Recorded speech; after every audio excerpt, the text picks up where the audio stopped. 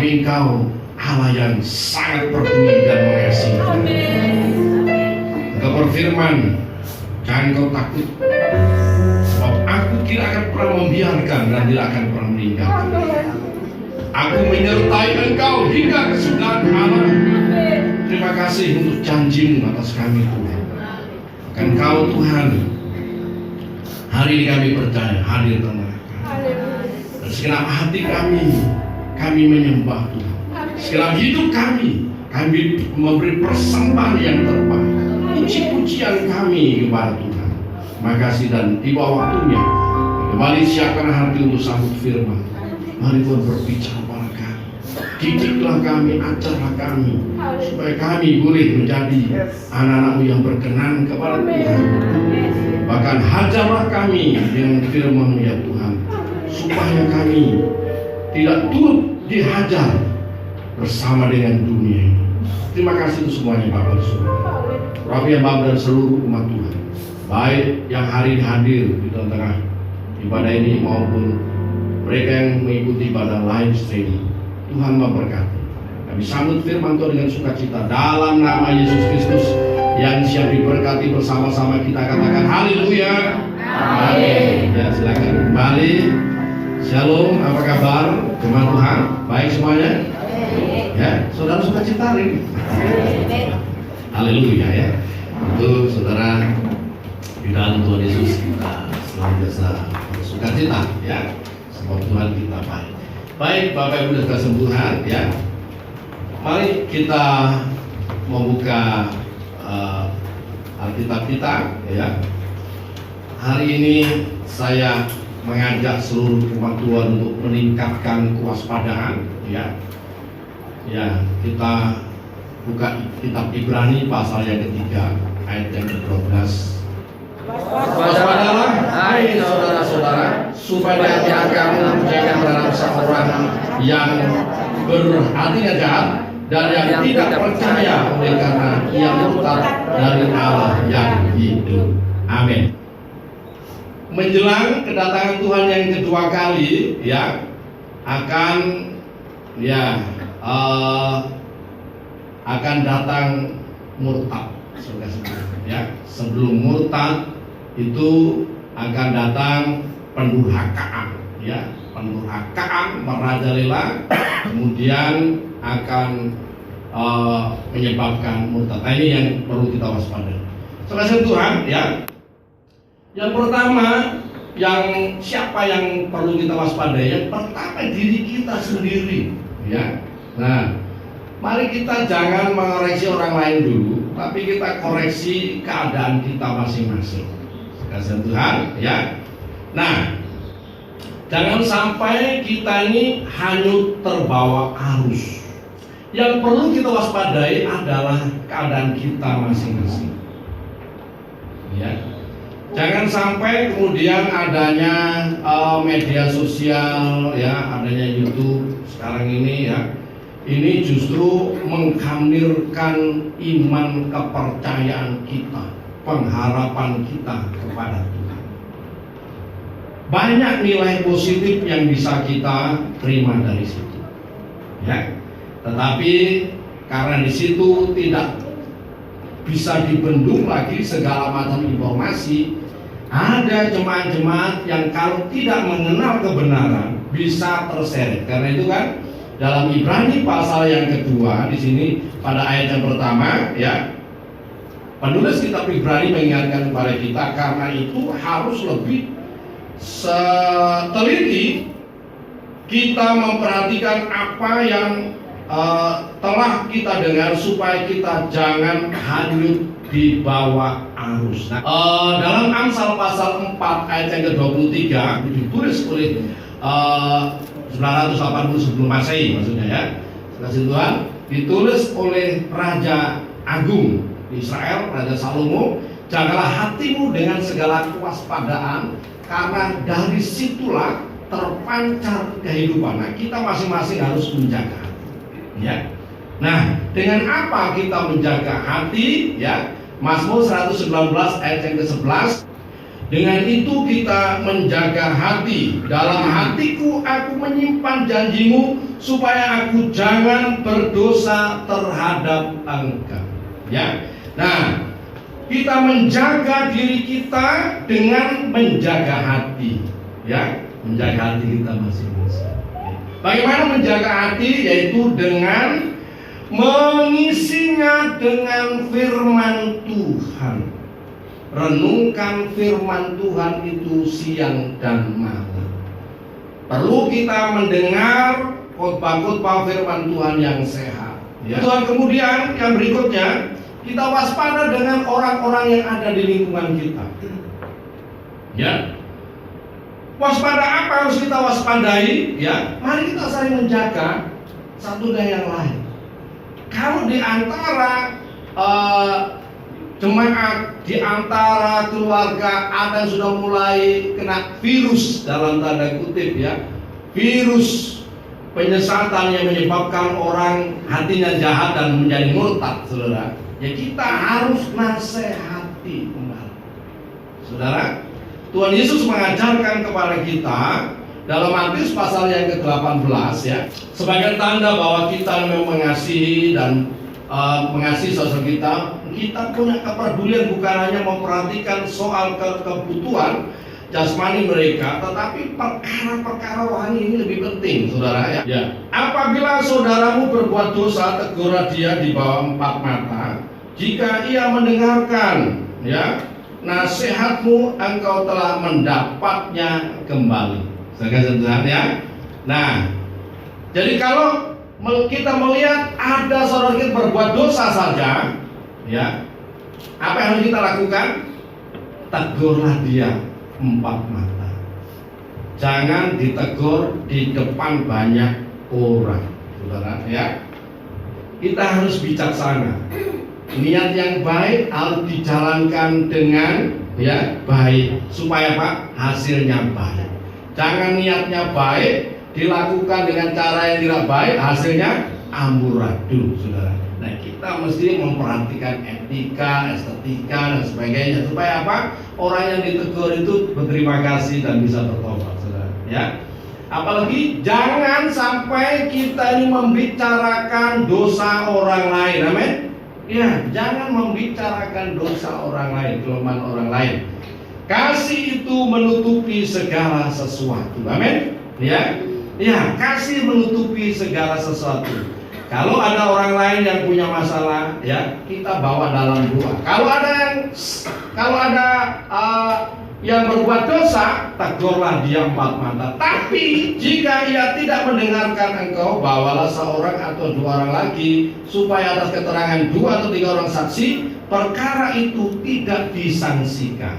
Ya. Kalau sampai ini ada yang menyesatkan, saudara, tegur dia. Kalau tidak bisa 4 mata, 5 mata. Jadi kalau misalkan ini bandel masih tetap mengajarkan ajaran yang salah, maka apa yang harus dilakukan? Ya, kita harus ambil tindakan yang berikutnya. Terpaksa kita umumkan di jemaat bahwa si A ini sudah, ya, sudah mengajarkan pengajaran yang tidak sehat, ya, atau dia bersikeras hidup dalam dosanya. Nah, apa yang harus kita waspadai untuk saat-saat ini seperti yang sudah saya sampaikan tadi, ya, terhadap kita. Yang pertama, merosotnya iman. Sebelum datang murtad, sebelum orang murtad, apa yang dialami? Yang pertama yang dialami oleh orang yang pada akhirnya murtad itu adalah apa?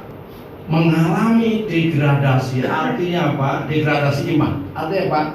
Kadar imannya mulai merosot. Nah, mengapa iman seseorang bisa merosot? Yang pertama, saudara perhatikan, jauh dari persekutuan dengan Tuhan dan dengan saudara-saudara seiman. Itu yang pertama. Peranan iman dalam hidup kita itu sangat penting, ya toh? Dalam Ibrani, kembali pada Ibrani pasal yang ke-11 ayat yang ke-6 sampai 8 ya. Tetapi tanpa iman tidak mungkin orang berkenan kepada Allah. Sebab barang siapa percaya kepada Allah, ya harus percaya bahwa Allah ada dan bahwa Allah memberi upah kepada orang yang sungguh-sungguh mencari Dia. Tanpa iman tidak mungkin kita berkenan kepada Allah. Ya. Bukan sekedar iman membawa kita ini berkenan kepada Allah, tapi iman juga mengerjakan perkara-perkara yang luar biasa. Ya, saya lanjut pada ayat yang ke-7. Karena iman maka Nuh dengan petunjuk Allah tentang sesuatu yang belum kelihatan, dengan taat mempersiapkan bahtera untuk menyelamatkan keluarganya. Dan karena iman itu ia menghukum dunia dan ia ditentukan untuk menerima kebenaran sesuai dengan imannya. Perhatikan, Nuh ketika menerima perintah Tuhan atau berita bahwa Tuhan akan menghukum dunia dengan air bah, waktu itu Nuh umurnya 500 tahun. Pada umur 500 tahun Nuh mempunyai 3 orang anak, ya, Sem, Ham, dan Yafet. Karena iman, Nuh percaya, Nuh melakukan apa yang diperintahkan Tuhan, membuat bahtera di sebuah bukit. Ini kalau melibatkan ribuan orang pekerja yang membantu dia untuk apa? Membangun bahtera ini. Panjangnya 300 hasta, 150 meter. Itu seperti hampir kayak kapal induk. Nah, berpanjangnya 150 meter. Tingginya 30 meter, itu baterainya. Dibangun selama 100 tahun, kurang lebih 100 tahun. Itu memakan waktu yang lama, memakan tenaga yang luar biasa, memakan biaya yang sangat besar. Biayanya sangat besar. Tapi karena dia percaya, dia melakukan semuanya itu karena imannya dia lakukan. Sekalipun dianggapnya itu hambur-hambur duit, ya, buang-buang waktu, buang-buang tenaga, tidak ada tanda-tanda bahwa akan terjadi banjir besar. Orang lain yang tidak percaya menganggap bahwa orang Kristen itu melakukan hal yang konyol, sia-sia, buang-buang waktu, buang-buang tenaga, buang-buang uang, buang-buang apa saja. Iman itu, karena iman kita bisa mengerjakan apa yang kita imani, saudara. Kemudian perhatikan juga ayat 8, ya.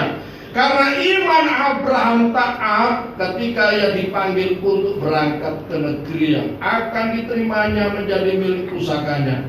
Lalu ia berangkat dengan tidak mengetahui tempat yang ia tuju. Karena iman, Nuh dan Abraham dan bapak-bapak iman kita melakukan hal-hal yang mereka sendiri sebelumnya tidak pernah tahu, tapi dikerjakan. Abraham dipanggil dari Ur Kasdim. Abraham itu bukan orang miskin, bukan orang yang gagal di Ur Kasdim, ya, tapi orang yang berhasil, orang sukses, orang yang mapan, saudara.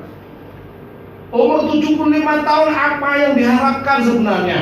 Apalagi yang dicari sebenarnya?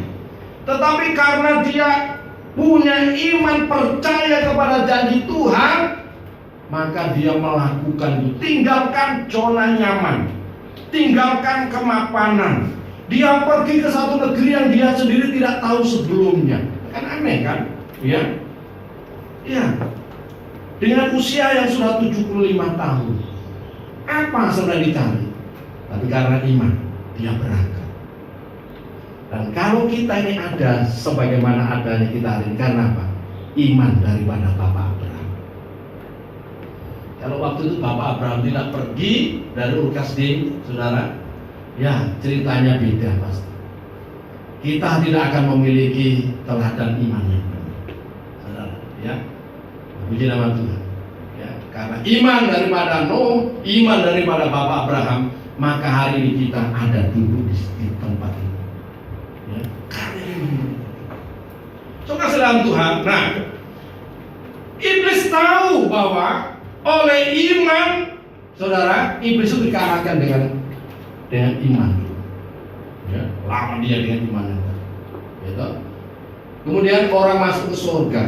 Orang menerima semua janji Tuhan karena iman yang ada pada diri kita. Dan iman itu akan menghadapi ujian macam-macam ujian. Yang tidak kalah hebatnya ujian waktu. Abraham diuji dengan waktu. Ketika menerima janji untuk Tuhan akan memberikan seorang anak yang lahir dari Sarah, umur 75, tunggu sampai 25 tahun baru terima. Ada berapa banyak orang Kristen yang gagal di tengah jalan karena apa? Nggak sabar. Itu kesalahannya, ya, nggak sabar. Tapi saya percaya saudara sabar. Amin. Katakan karena saudara, ya, sing sabar.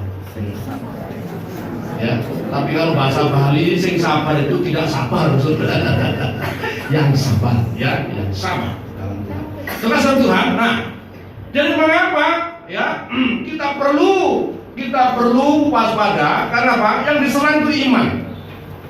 Apa yang menyebabkan iman kita terdegradasi, iman kita menjadi merosot, kualitas iman kita menjadi merosot, maka kita menjadi anak-anak gampangan, gampang mengeluh, gampang memberontak kepada Tuhan, gampang ngomel dan sebagainya. Orang yang tandanya orang imannya kuat akan selalu bersyukur kepada Tuhan, akan selalu memuji Tuhan, ya toh? Itu tandanya orang yang kuat imannya. Akan tetap setia kepada Tuhan, itu tanda orang yang kuat imannya, ya. Nah, mengapa orang mengalami kemerosotan sekali lagi yang sudah saya sampaikan tadi? Karena dia jauh dari persekutuan dengan Tuhan dan dengan saudara seiman. Karena itu nasihat Ibrani dalam Ibrani pasal 10 ayat 25, saya akan bacakan demikian. Janganlah kita menjauhkan diri dari pertemuan-pertemuan ibadah kita seperti dibiasakan oleh beberapa orang, tetapi marilah kita saling menasihati dan semakin giat melakukannya menjelang hari Tuhan yang mendekat. Perhatikan. Menjelang hari Tuhan yang mendekat, orang Kristen akan diserang imannya.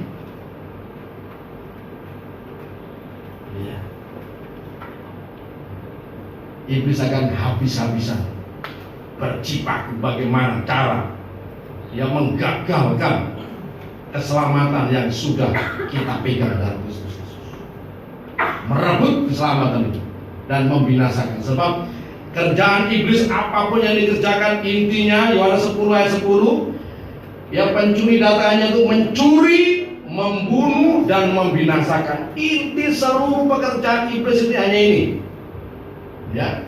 Dan dia adalah bapa pendusta. Dia akan berdusta untuk menyesatkan setiap orang dari jalan kebenaran. Karena itu mari kita, ya, waspada dan jangan kita menjauhkan diri dari pertemuan ibadah. Dalam pertemuan ibadah ini penting. Sebab apa? Ketika kita berhimpun, kita boleh saling dikuatkan, saling menghibur satu dengan yang lain. Itu penting. Dan dalam persekutuan itu firman Tuhan pasti dibagikan. Ketika firman Tuhan dibagikan, firman itu hidup. Dan ketika firman itu, ya, logos itu diberitakan, akan menjadi rema, akan menjadi kerikma bagi setiap kita, saudara. Ya, kita bisa, ya, bukan hanya kuat, tapi kita akan menerima apa yang kita imani, saudara. Karena itu dalam Roma pasal 10, ya, ayat 17 itu, iman timbul dari pendengaran dan pendengaran oleh firman Tuhan. Kemudian yang berikutnya, yang kedua, ya, apa yang menyebabkan iman menjadi merosot, saudara? Yang berikutnya adalah daya tarik dunia ini. Ya, daya tarik dunia. Musuh iman Kristen, ya, itu ada berapa? 3 saja sebenarnya. Ya, yang pertama setan. Setan dikalahkan dengan apa? Ya, dikalahkan dengan darah Yesus dan dengan kesaksian kita. Nanti saudara baca dalam Wahyu pasal yang ke-11, saudara kasih, ya, kalahkan dengan darah Yesus dan kesaksian kita. Ya, Yang kemudian yang berikutnya apa? Musuh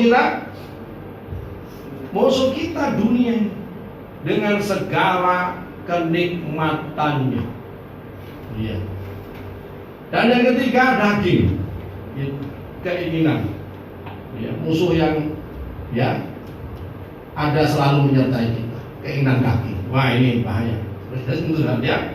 Nah, saudara Tuhan, dalam 2 Timotius 4 ayat 9 sampai 10, berusahalah supaya segera datang kepadaku, karena Demas telah mencintai dunia ini dan meninggalkan aku.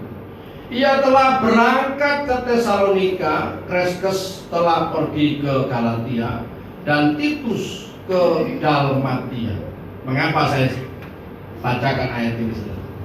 Ini menjadi contoh bagi kita, supaya kita waspada. Jangan menganggap ya ringan perkara-perkara dunia ini. Ya, sebab ketika iblis datang kepada Tuhan Yesus sendiri pun, salah satu hal yang ditawarkan kepada Tuhan Yesus adalah dunia, kerajaan dunia ini. Ya, kalau engkau menyembahku sekali saja, maka seluruh dunia akan aku berikan kepadamu. Nah, Demas ini bukan orang Kristen biasa di zaman Rasul Paulus. Ini adalah salah satu daripada murid-murid yang diandalkan oleh Rasul Paulus dalam pemberitaan kabar baik. Salah satu daripada murid yang diandalkan. Tetapi pada akhirnya Demas bisa meninggalkan Yesus, meninggalkan imannya. Minimal dia tidak lagi terlibat dalam pelayanan. Wis happy menikmati hidup ini. Kolose pasal 4 ayat 14. Saya akan bacakan tentang siapa Demas nih ya. Kolose 4 ayat 14. Salam kepadamu dari tabib Lukas yang kekasih dan dari Demas. Artinya apa? Kalau Rasul Paulus ya menempatkan nama Demas ini yang menjadi salah satu orang yang juga turut memberikan salam kepada jemaat, salam dari tabib Lukas dan dari Demas. Artinya apa? Ya, Demas ini posisi pelayanannya levelnya sudah tinggi. Tapi dia bisa meninggalkan imannya, dia bisa meninggalkan tanggung jawabnya. Minimal tanggung jawab pelayanan yang diberikan, yang ditugaskan kepadanya itu diabaikan. Dia pergi ke kota lain untuk kesenangannya sendiri. Hati-hati. Apa yang menyebabkan iman seseorang bisa merosot? Yang ketiga adalah karena banyaknya persoalan-persoalan dalam hidup ini. Persoalan menyebabkan dua hal tentunya ya. Yang pertama, iman seseorang bisa menjadi semakin kuat. Yang kedua, menyebabkan ya orang bisa mundur dari imannya, dari pertandingan. Ini kita harus waspadai, saudara. Memang kita perlu belajar dari Ayub. Tidak ada sepertinya di dunia ini orang seperti Ayub mengalami masalah yang sangat ya drastis sekali, saudara. Dari seorang yang sangat senang, seorang yang damai, diberkati hidupnya, ya, kaya, tiba-tiba jatuh miskin, jatuh sakit, ditinggalkan semua sahabatnya. Tetapi Ayub dengan tegas mengatakan, terpujilah nama Tuhan. Ya. Nah, ini puji Tuhan kita punya Ayub menjadi teladan iman kita, ya, bahwa apa yang kita imani sama seperti yang diimani oleh Ayub itu adalah benar, ya. Tidak ada satupun yang perlu kita ragukan. Kalau kita mengenal Tuhan dengan benar, ketika kita menghadapi masalah, maka persoalan-persoalan kita itu justru akan membawa kita menjadi semakin dekat dengan Tuhan, membawa kita menjadi lebih dekat kepada Tuhan. Tetapi ada beberapa orang ketika menghadapi masalah justru dia mundur. jadi orang Kristen sama saja, juga malah susah itu. Iman tidak pernah kalah dengan apapun. Firman Tuhan katakan, ya, tidak ada sesuatu yang mustahil bagi orang yang percaya kepada Dia. Yang dikhawatirkan oleh Tuhan Yesus, ya, dalam Lukas pasal 18 ayat yang ke-8 itu, Lukas pasal 18 ayat yang ke-8, aku berkata kepadamu, ia akan segera membenarkan mereka, akan tetapi jika Anak Manusia itu datang, adakah ia mendapati iman di bumi? Nah, ini yang perlu kita perhatikan. Mari karena itu, mari kita perhatikan iman kita masing. Kita bangun iman kita dengan apa? Dengan membangun persekutuan, dengan banyak membaca firman Tuhan. Kita merenungkan firman Tuhan, kita banyak mendengar khotbah-khotbah yang sehat, ya, khotbah firman Tuhan yang sehat untuk membangun iman kita. Apa yang perlu kita waspadai? Yang perlu kita waspadai berikutnya adalah segala bentuk penyesatan di akhir zaman. Tetapi yang lebih kita perhatikan adalah penyesatan yang ada dari dalam. Ya. Nah, ini yang perlu kita perhatikan. Memang dalam Lukas pasal 17 ayat yang pertama, Yesus berkata pada murid-muridnya, tidak mungkin tidak ada penyesatan, tetapi celakalah orang yang mengadakan. Tidak mungkin tidak ada penyesatan. Setelah Tuhan Yesus, maka akan muncul penyesatan.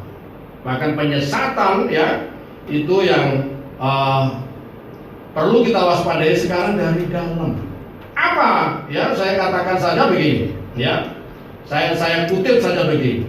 Ada beberapa, ya, sekarang ini sekalipun tidak bisa dikatakan itu sebuah pengajaran, tetapi ini sudah merupakan satu, ya, satu pemahaman yang mulai dikembangkan berhubungan dengan situasi ini. Yaitu apa? Ya, wah, ibadah itu cukup dilakukan di rumah saja. Ibadah tidak perlu, ya, kumpul bersama, cukup dilakukan di rumah saja. Ada ibadah cukup lewat live stream. Saya katakan dalam situasi darurat oke sementara, tapi saya katakan itu bukanlah sebuah ibadah, saudara. Nah, kita bisa memperhatikan begini. Kalau misalkan yang menjadi alasannya itu, oh, zaman gereja mula-mula itu orang ibadah, orang Kristen ibadah, tidak pernah ibadah di gereja, mereka ibadah di rumah. Perhatikan, kita lihat dalam Kisah Para Rasul pasal yang kedua ayat 41 dan 42. Orang-orang yang menerima perkataannya itu memberi diri dibaptis, dan pada hari itu juga mereka bertambah kira-kira 3.000 jiwa.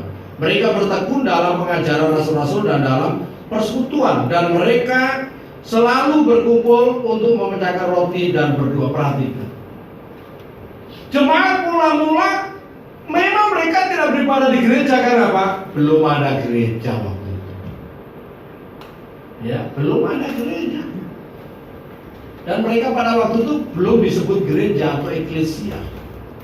Ya, pada waktu itu mereka hanya disebut orang-orang pengikut jalan Tuhan.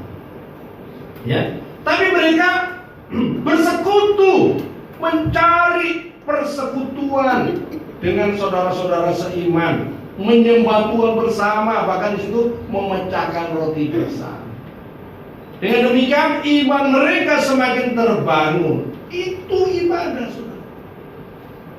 Ya. Ibadah. Bahkan di zaman gereja mula-mula, ketika banyak orang-orang Romawi di kota Roma yang sudah bertobat, mereka dianiaya. Apa mereka lakukan? Mereka beribadah di katakombe. Mereka pergi sembunyi-sembunyi hanya untuk apa? Mencari ibadah. Katakombe itu apa? Kuburan-kuburan, gua-gua, kuburan orang Yahudi.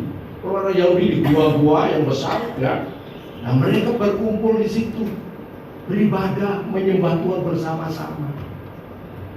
Itu ibadah.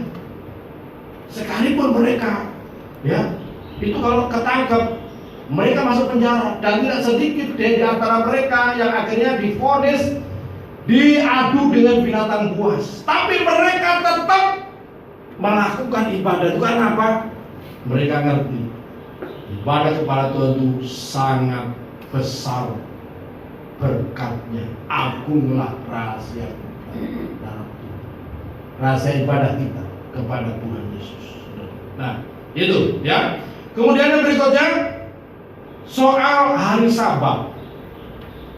Sekarang ini ya, memang kita semuanya orang Kristen mengerti bahwa hari Sabat itu bukan hari Minggu. Amin. Hari Sabat itu hari ke-7, yaitu hari Sabtu.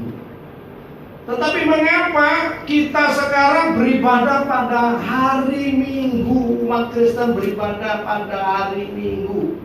Ketika jemaat gereja mula-mula waktu itu melaksanakan ibadah pada hari Sabat, awalnya pada hari Sabat, ya, mereka mengalami aniaya dari pihak orang-orang Yahudi. Ya. Terus juga jemaat Tuhan gereja mula-mula itu, saudara, akhirnya terbiasa berhimpun pada hari yang pertama. Karena apa? Karena Yesus Tuhan kita itu bangkit pada hari yang pertama. Itu disebut hari kemenangan kita. Saudara. Kemudian pencurahan Roh Kudus. Pencurahan Roh Kudus itu juga terjadi pada hari pertama, saudara. Ya. Dan Yesus sendiri berkata bahwa anak manusia itu adalah Tuhan atas hari Sabat. Nanti saudara bisa baca dalam kitab Markus pasal 2 ayat 27-28. Anak manusia itu adalah Tuhan atas hari Sabat. Sekali Tuhan, ya. Jadi tidak perlu lagi kita persoalkan ibadah kita. Bahkan ada beberapa yang tidak mau lagi datang beribadah hari Minggu, ya. Kalau tidak mau datang hari Minggu, saudara, kita mau rubah pada hari Sabtu ibadah, tidak cocok. Seluruh dunia sekarang suruh mengenal bahwa orang Kristen ibadah hari Minggu, saudara. Iya, bahkan hari Minggu jadi hari libur internasional untuk kita beribadah. Ya, dan lagi kita tidak lagi hidup di bawah hukum Taurat. Kita sekarang ini hidup di bawah hukum anugerah, hukum kasih karunia. Ya. Sekasih Tuhan, ya. Dan inti daripada ibadah kita adalah kehadiran Tuhan itu, di mana 2-3 orang berhimpun dalam nama Yesus, Tuhan hadir di tengah kita. Itu intinya yang penting. Sekasih Tuhan, ya. Oke, yang terakhir yang perlu kita waspadai adalah peristiwa-peristiwa yang terjadi di akhir zaman ini, baik yang sudah terjadi, sedang terjadi, dan yang akan terjadi. Waspada memasuki tahun 30, ya. Kita harus waspada. Karena apa?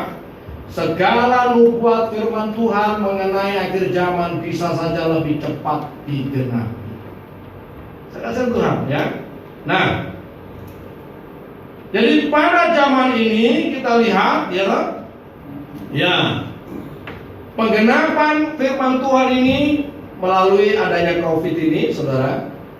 Sekarang di beberapa negara, ya, puji Tuhan kita di Indonesia masih lebih baik, saudara. Ya, terjadi masalah ekonomi, terjadi krisis ekonomi di beberapa negara, dan ini akan dampaknya menyeret ke hal-hal yang lainnya, saudara. Ada banyak orang nanti akan kehilangan kepercayaan dengan pemerintah, ya.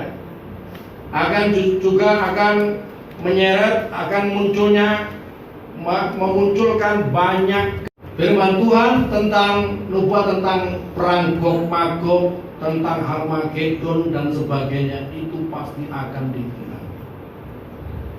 Jadi saudara, karena itu mari kita waspada, ya. Segala sesuatunya akan terjadi. Ya. Nah, apa yang harus kita lakukan? Sekali lagi, kita harus yang pertama membangun iman kita, iman pengharapan kita di atas dasar, atau pengharapan kita adalah iman kita yang paling suci. Ya. Kita harus mencari persekutuan, kita membangun diri kita untuk lebih erat lagi, ya, membangun persekutuan kita lebih erat lagi dengan Tuhan. Ini yang penting.